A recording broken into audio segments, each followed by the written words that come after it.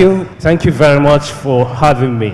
Please permit me to recognize the Deputy Governor of Jigawa State, that's my state, His Excellency Engineer Aminu Usman, and the CEO of BusinessDay, Mr. Frank. Thank you for organizing this event and having us. Please permit me to stand on the existing protocol. The theme of this conference is exciting, from reforms to recovery. But when I reflect deeply, it resonates to me. It means, or it sends a message like this is a journey with a clear beginning and an end. And to me, when we talk about economic growth and also linking it to what Mr. President is saying, reforming the economy to deliver sustained, inclusive growth.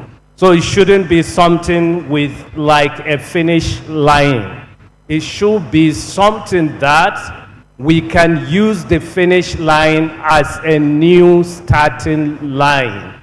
So we need to look at it as an infinite game, something that you can constantly improve.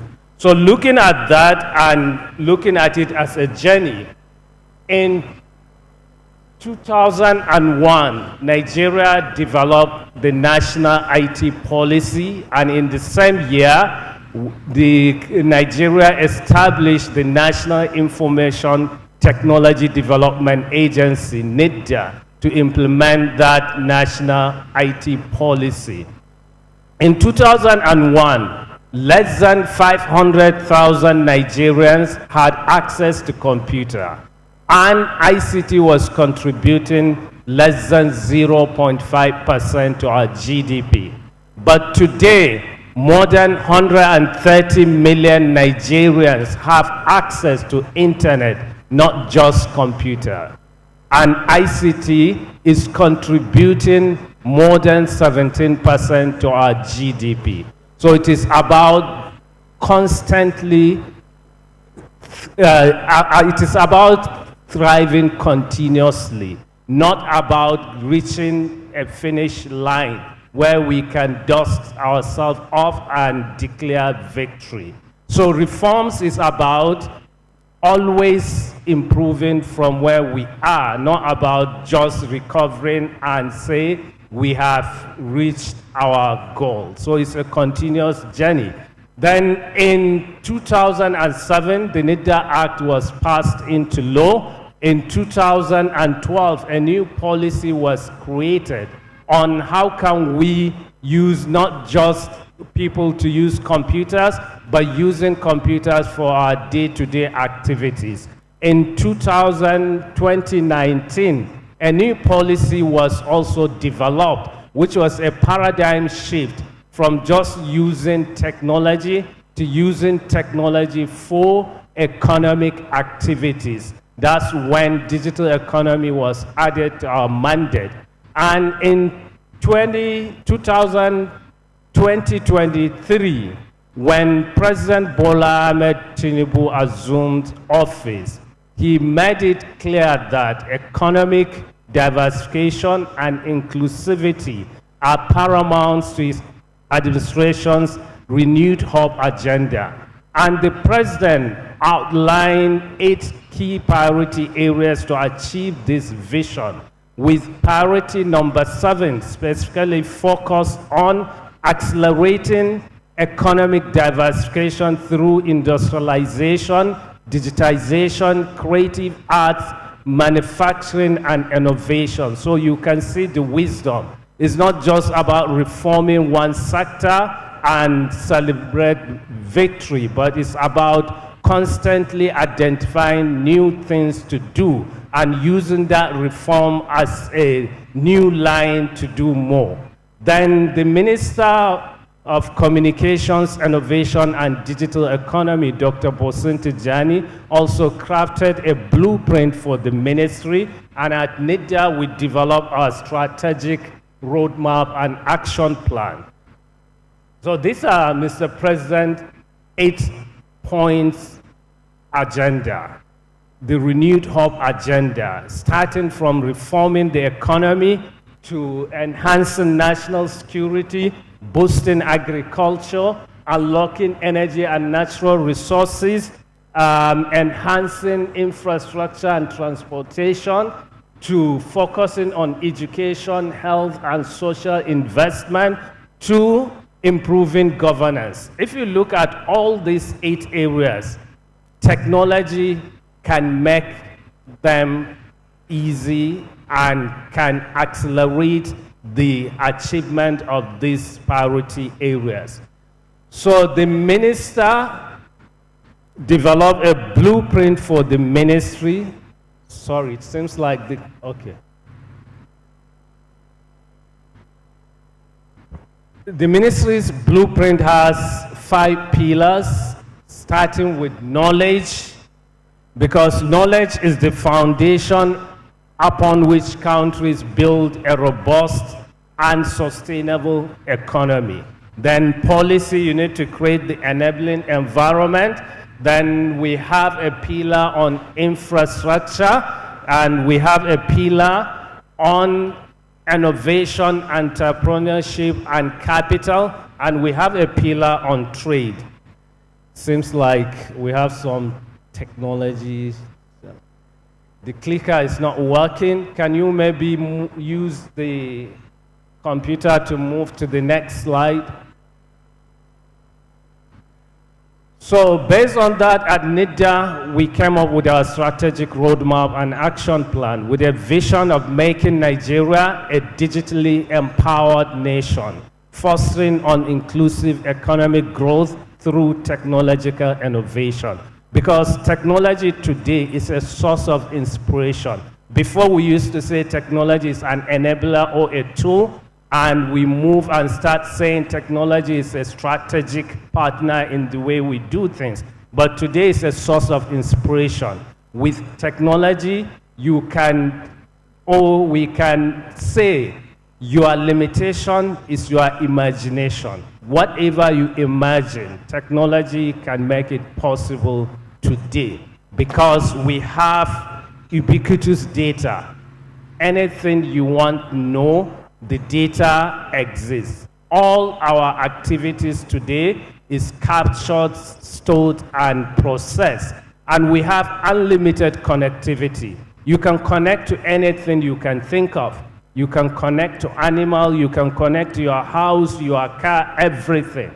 And you can use technology to control it.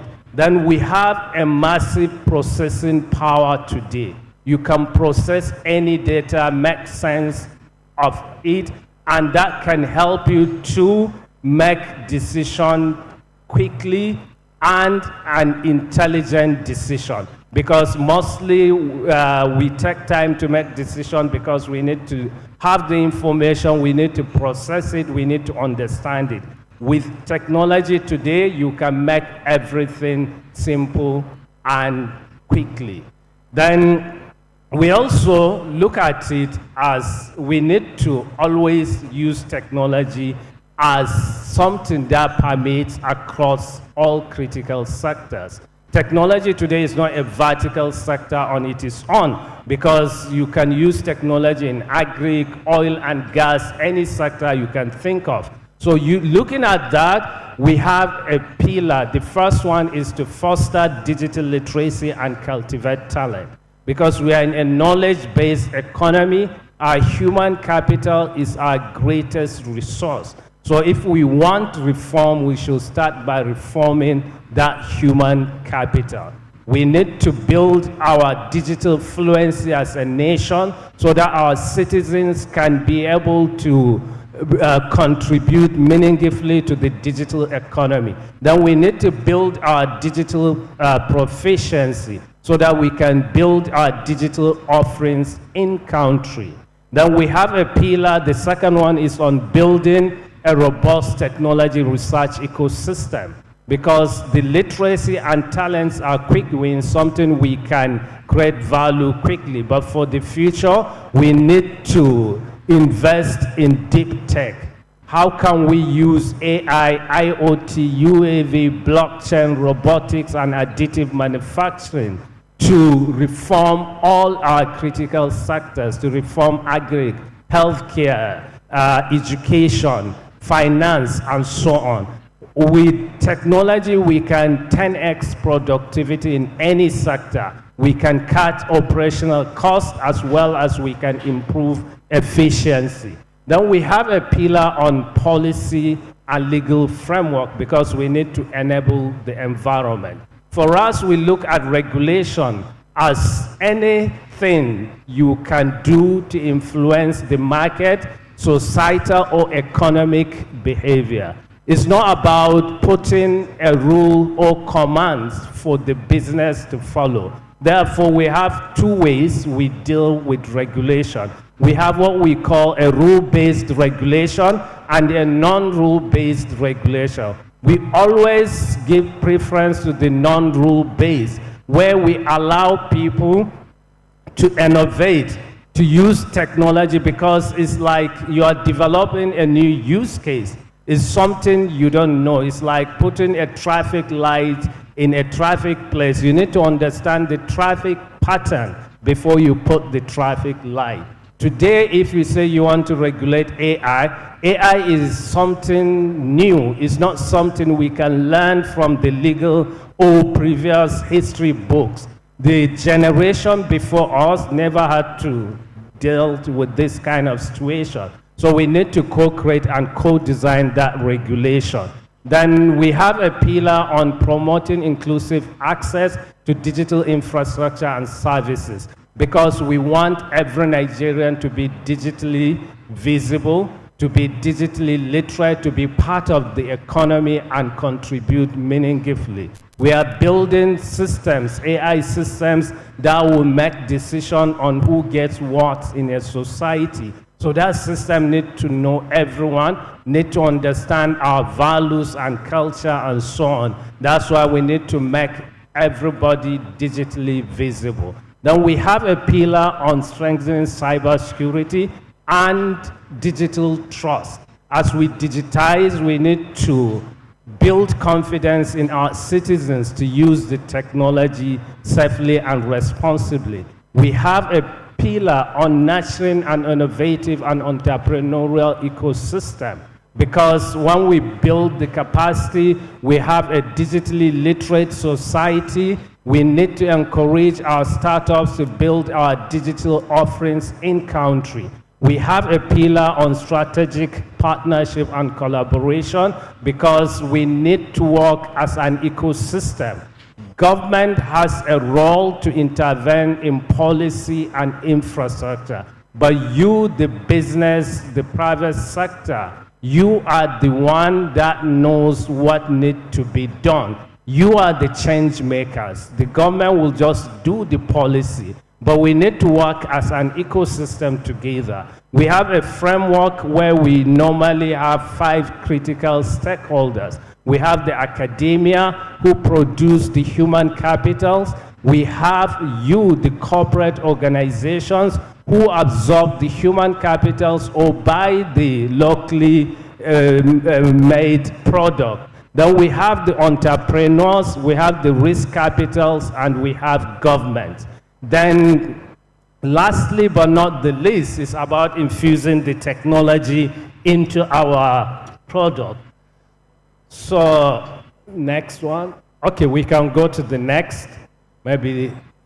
Then on the human capital, because this is our greatest resource, we developed the National Digital Literacy Framework with an ambitious target of achieving 95% digital literacy by 2030.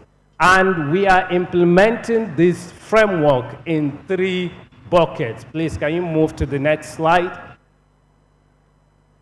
Next slide. We have the digital literacy for all. Next slide. So we are implementing it for the informal sector, the formal sector, and workforce readiness. Our target is to achieve 95% digital literacy by 2030, and Mr. President wants us to achieve 70% by 2027. So we are implementing in 3 initiatives. The first one is how can we train our people in the informal sector, the market women, the people in the motor parks and so on, so that they can all be part of the digital economy we are creating. We are partnering with NYSC to do this. Then we have a second one about infusing digital literacy and skills into our formal education. We are working with the Ministry of Education to do that. We've already developed curriculum. We have done pilot with some universities to make digital skills a general studies the same way we have English and mathematics. Then the last one is about workforce readiness. This one also we are working with head of civil service to ensure every civil servant in Nigeria is digitally literate. So these are the kind of reforms we implement at NITDA to make that sustainable growth, not just recovery, but how can we keep moving? How can we, when we reach this, how can we start playing a new game at all? Thank you for listening.